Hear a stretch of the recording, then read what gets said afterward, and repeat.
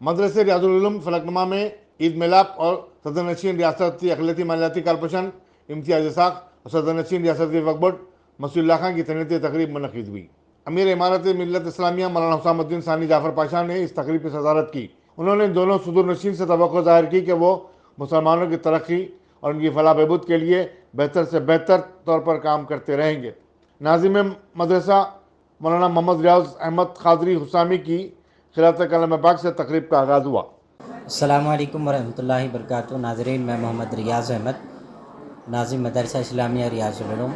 आज मदरसे रियाजुल उलूम मुस्तफ़ा नगर फलकनुमा हैदराबाद में अमीर मिल्लत इस्लामिया मौलाना हुसामुद्दीन सानी आकिल जाफ़र पाशा साहब की सदारत में एक ईद मिलाद तकरीब और तहनीती तकरीब मुनक़्क़िद हुई थी, जिसमें हज़रत मौलाना मोहम्मद सिद्दीक़ अहमद क़ादरी हुसामी साहब जो बानी मदरसा रियाजुल उलूम है, उन्होंने इस तकरीब की निगरानी की और मेहमान ख़ुसूसी की हैसियत से जनाब मसीउल्लाह ख़ान साहब जो कि वक्फ बोर्ड के चेयरमैन हैं वो, और इसके साथ साथ इम्तियाज़ इसाक साहब माइनॉरिटी फाइनेंस कॉरपोरेशन के जो चेयरमैन हैं, आप दोनों ने मेहमान ख़ुसूसी की हैसियत से इस तकरीब में शिरकत की और आप दोनों चेयरमैनों को भी इस सिलसिले में तहनीत पेश की गई और उनकी शालपोशी गुलपोशी की गई।